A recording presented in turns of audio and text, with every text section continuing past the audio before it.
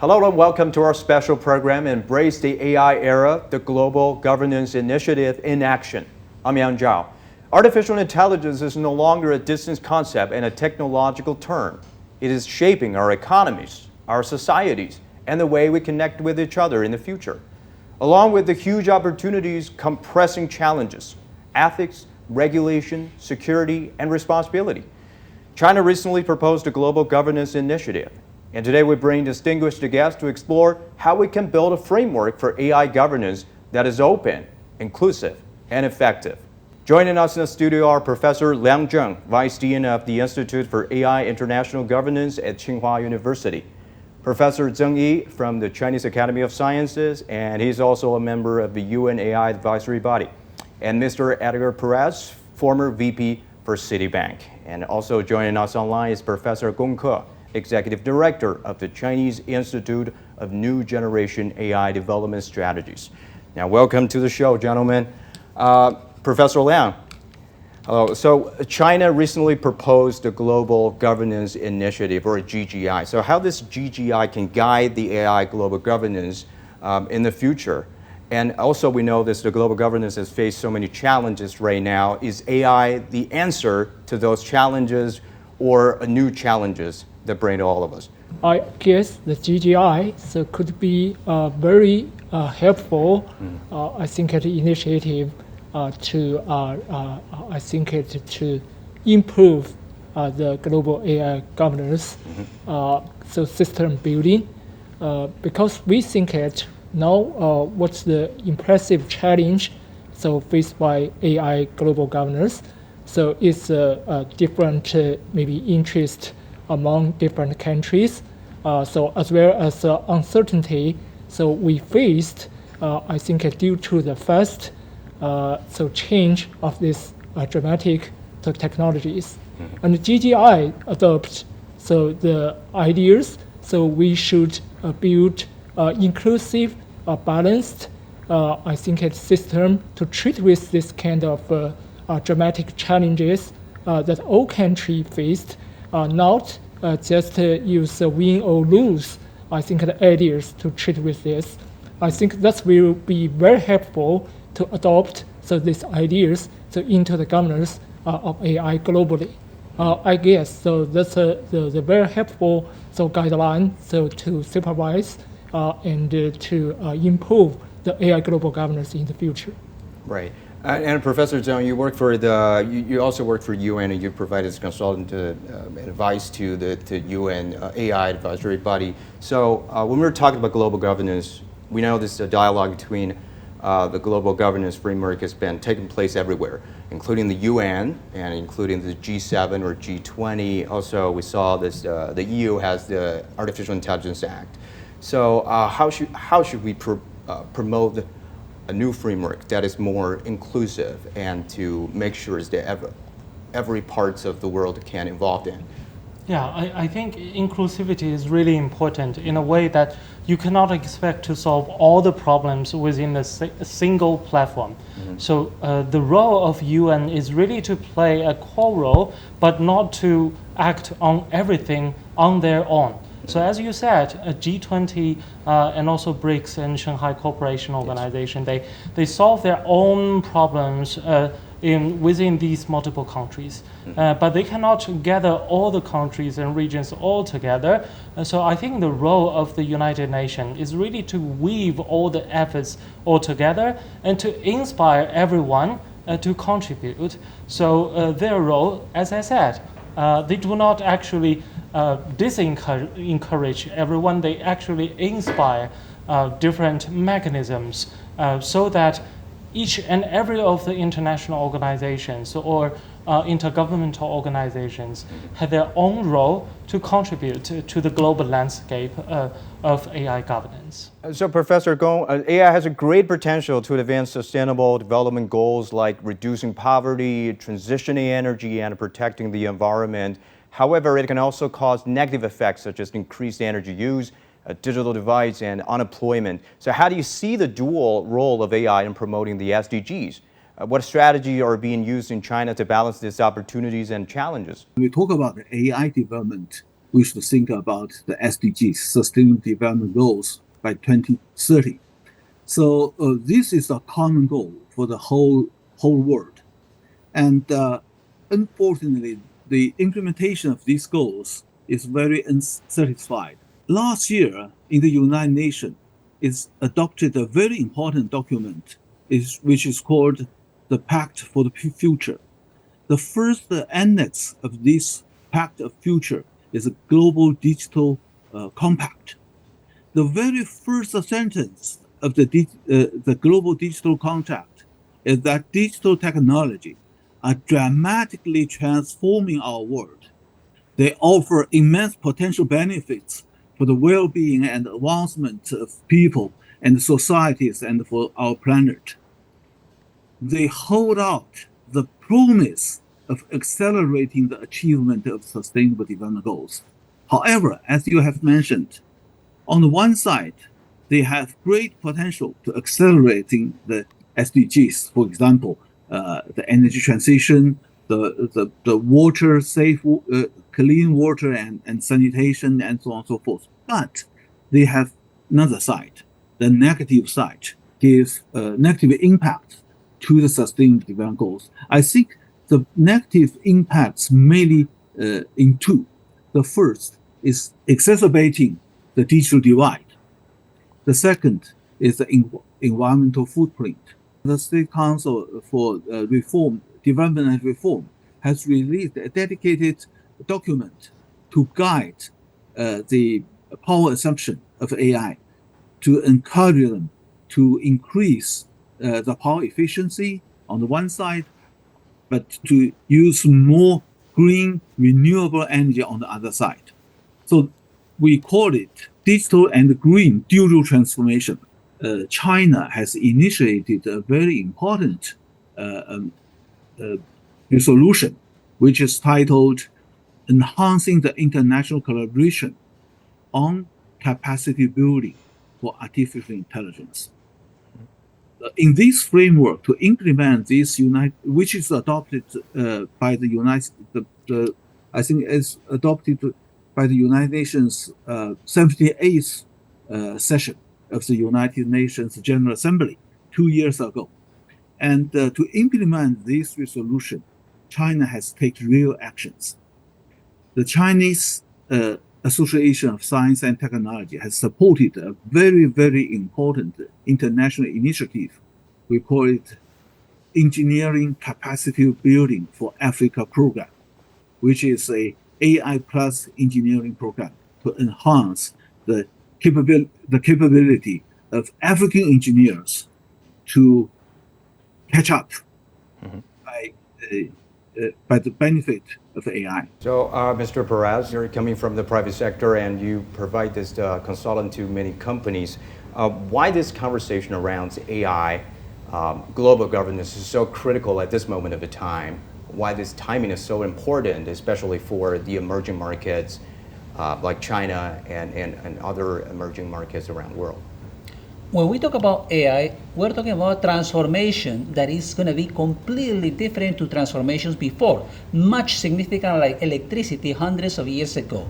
So given the fact that we see this explosion of new applications today, it's very important now for government and entities worldwide also to be able to see what's happening out there, what are going to be the applications of this, and how we can guarantee that we build public trust in this technology. We need to make sure that this technology is going to respect three different factors: transparency, accountability, and fairness. Otherwise, we're destroying public trust. The applications are going to be significant. There are going to be applications in every imaginable industry today. Yet, to be able to take advantage of this first generation of AI, we need to make sure that we trust this technology, that it's going to really help people. Because at the end of the day, that's what it's all about with technology.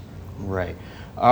So, Professor Liang, when we're talking about global race of artificial intelligence, we know there are some countries that with advanced technologies, but many of the others are, for example, like developing countries that are just the followers for this technology. So one word that is inevitable when we're talking about this issue is governance gap or technological gap. So we admit there is a huge gap between those countries, and how can we how should this global governance system be formed in order to prevent this AI technology from exaggerating this gap? Yeah, I think that GGI give a very useful, I think idea how to achieve this ambition for I think all the countries, either developed or the developing countries, to have this kind of capabilities to use AI to benefit the people. I guess if we want to benefit from which, I think three pillars we should adopt. So first, we should have the ideas that every country are equal to access this kind of technology. So for example, the open source, I think systems will be friendly, I think not only for the developed but also developing countries. And second, we should I think build the multi-learning platforms, just as GGI propagate, just as UN platform want to facilitate this kind of exchanges of knowledges as well as practices. And thirdly, we should have the capacity building, I think programs, just as China advocated 2 years ago in the UN Assembly to kick off this program and to fertilize not only the talents, but also I think skills for the developing countries, how to develop, apply, and govern this of technology. Okay, Professor Gong, so you have mentioned that you participated in the Engineering Capacity Building for Africa program, which is initiated by the World Federation of Engineering Organizations. What specific challenges does Africa face with the emerging technologies like AI? Yes, again, Africa is now really lagging behind. But among many factors, one important factor is engineering capacity, because it is engineering and engineers to implement the science and technology to solve the real problems, to enhance the productive quality and efficiency.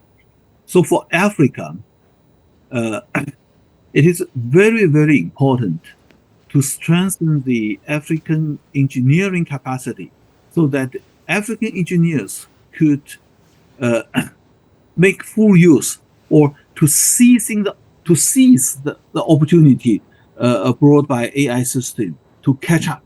The Chinese Association of Science and Technology, which is a national member organization of the World Federation of Engineering Organizations, which is a worldwide federation, to which I lead a special task force for a very special initiative, which is titled Engineering Capacity Building for Africa Program, which is in the framework of United Nations International Decades of Science for Sustainable Development.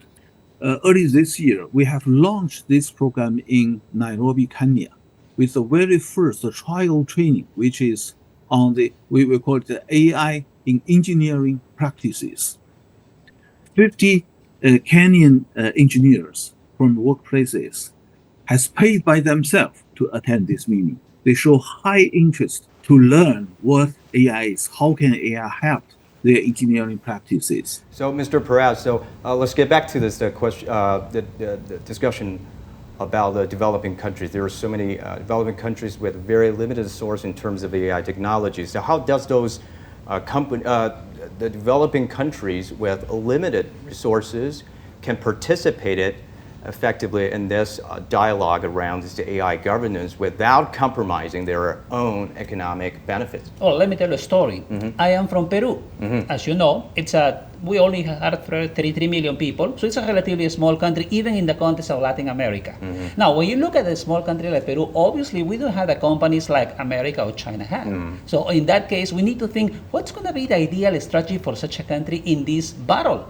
At the end of the day, we're not only speaking about AI, we're talking about technology. So in general, every country will need to find an angle where they can actually play a role. Today, for AI and for these new technologies, we need power, processing power. And for that, we need building data centers. There are certain conditions that are ideal for building data centers, and that's why we see many of these centers built in, for example, in deserts, dry areas, because we need to maintain equipment that is very expensive and obviously consuming a lot of energy. From that standpoint, there are some regions, for example, in Peru, that would be ideal to create data centers. That could be a potential angle. Another angle for many of these countries is actually to leverage the opportunities provided by open source. Obviously, you don't want to start using models coming from OpenAI because you know that we'll have to pay. Every time that you access this model in your application, you will need to pay because you're using an API, an interface coming from OpenAI, and equally with any closed model. On the other hand, if you're going to be using an open source, then you can allow companies, developers to start using these applications to create applications for the populations. And that's actually building on the developments that other countries have done. At this moment, there are dozens of models that are available open source, meaning that companies in these countries, for example, don't need to pay directly to access. They still need to develop the infrastructure to run these models, and that is true. But nevertheless, the cost will be reduced, meaning the opportunities to realize the potential of AI is now available for countries all over the world. Right. It sounds a little bit like this today's manufacturing supply chain, right? Is that each countries have to find their own position in the supply chain. There was a Harvard professor, Michael Porter, who 30, 40 years ago popularized the context of competitive advantage. We need to find a place in the world where we are competitive. Okay. But this is also related to sovereignty, where GGI is also talking about. So actually, every country has their own culture. So they have their own sovereignty to build their own AI within their culture by using their data and the culture and society right there.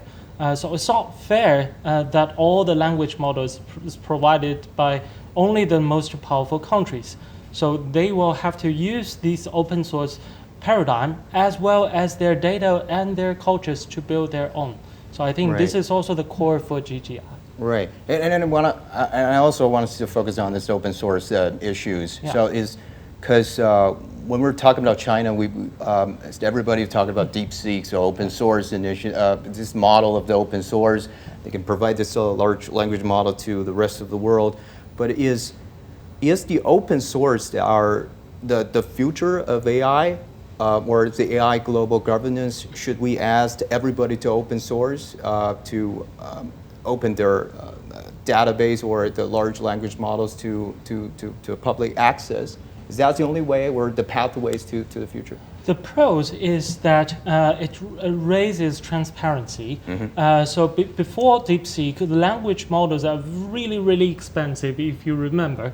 And the DeepSeek story told you that, yeah, we can raise the level of transparency, and you don't have to pay a lot, actually, to use the services. So it actually changed the dynamics of this very competitive ecology. Well, on the other side, like I said, the downside is really that how can we actually keep ourselves safe and secure, that open source bring us to sort of risky scenario that when we share the source code, the data, can we actually get ourselves prepared?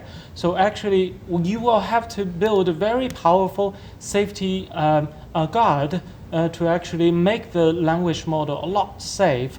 So as I said, I think this is still open, and we'll see what's going to happen. Professor Liang, until now, this artificial intelligence has been led by the tech giants around the world. And we know the main global forces of artificial intelligence research has been concentrated in the hands of a few tech giants or the big companies. But how can we regulate those power of those tech giants or companies so that they can assume their responsibility in a global issue like the data privacy, like the security, and many other global responsibility? That's a very good question. So as a researcher in the School of Public Policy and Management, we pay special attention to how to treat with relationships between the market and the government. For the governors of the emerging technologies, such as AI, I think it's now in China, we adopt such kind of approaches. So we called agile governance paradigm. So that means that for such kind of giant companies who has the advantage on the technology improvement. So on one side, we shouldn't issue the very strict regulations on their every behaviors. So in details. To be encouraged in innovation. Yeah, to encourage the innovation. But we should set the bottom line, just as you mentioned, the ethic. So I think it's a requirement, and the self, I think it's alignment of which are some models. So with the social values, as well as the safety controls of which in the whole life cycles, from the data absorbing, trainings, algorithm, I think design, deployment of the system. I think all of this are very necessary requirement on how to use them healthy and sustainable. So I think this is the first thing so we should do from the regulation perspective. And the second, I think, thing for the companies themselves, they should also, I think, to have the autonomous, I think, requirement inside.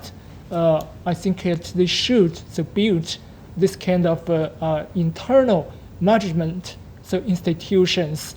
So just as I mentioned, the whole life cycles to make it so safe and accountable. And thirdly, so we should also have the outsiders, so like the I think so the economies, as well as the civil societies, who can also express their opinions on how to use, what's their willingness to use this kind of technologies. Then we can achieve such a balance among different stakeholders.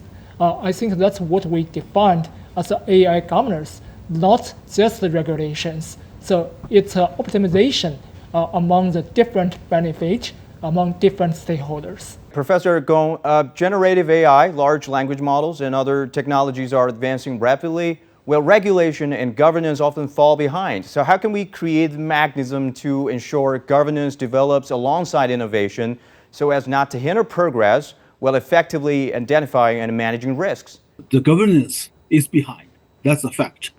But talking about the governance, I think more important is not the speed of the governance. More important is the direction and the goals of the governance. So the goals and directions are more important than tools and methods. We could not merely have the goals and governance. We should have methods to implement these goals. So the method we're talking about AI governance, we call it agile governance of AI. Agile governance means we keep the direction, clear state of the boundary or baseline, but adaptive to the technological development. Just 1 month ago, the State Council has released a very important document called Strengthen the Implementation of the AI Plus initiative. Premier Minister Li Qiang has also proposed this AI Plus initiative to the world to call on the international collaboration on the implementation of the AI Plus initiative. So that's a very important part of the AI governance to guide the development direction of AI for the good of people, to plus AI with real economy and make real benefit to the people. I think that's very, very important governance goals. Mr. Perez, as we talked about, the private sector, on the one hand, the private sector needs to be regulated. They need to have the regulation to prevent the big or the giant tech giants from exaggerating this gap. And on the other hand, so we should encourage those private sectors and companies, especially small and medium-sized companies, to embrace the artificial intelligence. So what is the biggest challenge for the company side to embrace the AI, to adopt this technology? Certainly. One of the things that I hear a lot from board members and CEOs is how we can actually optimize the application of AI in our companies. And while it's true, there are many applications that are very low-hanging fruit and that many companies are already employing AI for that. What is true though is that AI is really one part of our technology strategy, meaning that we have to use AI when it's appropriate for our company's mission. It doesn't mean that we're going to use AI for everything. It's not a hammer that we're going to use on everything. We have to think about what's the best way to use AI and to see eventually how AI can transform also our company. There are going to be many things that probably we don't need to be doing again anymore because now we can leverage AI or technologies coming in the future. So for that, inertia is a big issue. Companies would like to continue doing the way things they were doing in the past. Today, with AI and with new technologies coming in the future, we need to be adapting constantly. So adaptability becomes a key factor because that's now what's going to separate the companies that are going to be leading the future versus the companies that are going to be forgetting. And yes, you mentioned that large companies have the resources to explore these technologies for sure, but also small companies leveraging open source, for example. Now small companies can download models and they can start developing applications using these new technologies. So that doesn't mean they're going to be left out. There are applications for everybody, yet we all have to be adapting to this. And now one final thing. When you think about AI, what we see today, it's only the first stage of AI deployment. Right. AI is evolving. This is not a final AI that we will have. Remember electricity. There were many standards before we saw the full deployment of electricity. Today, equally, in 10 years, we'll have better AIs. We will have really something that is going to be even more close to what we see called today human intelligence. That's not what we have today. Yet, we are on the path to achieve that. And Professor Liang, so looking ahead at 5 or 10 years, in which specific area do you predict the global governance of artificial intelligence can achieve substantive breakthrough? So like the autonomous driving, the healthcare, the energy, for all of these kind of systems, if you want to use these technologies, you must set the bottom line, the safety standards at first. Otherwise, they will not be used, I think, in the real world. I guess that's the most potential and the most required. So I think so governors maybe so tools we need so in the future. And for the second one, I guess so is more comprehensive governance structure worldwide on the global level. Not only I think such bodies like UN. UN just so declared to build I think the independent scientific panel and also to facilitate the international dialogues on AI governance. International collaboration is really important. What we don't want to see is that risk happening again and again and again in different countries repetitively. So safeguard and joint testing and experience sharing across all the countries is extremely important. Actually, it takes the world all together to make ourselves safe and for our next generations. Well, thank you so much for your insight. And as we embrace the AI era, global governance is not just an idea, but a shared responsibility and a work in progress that will eventually ensure AI truly benefits all of humanity. Thanks for watching, and bye for now.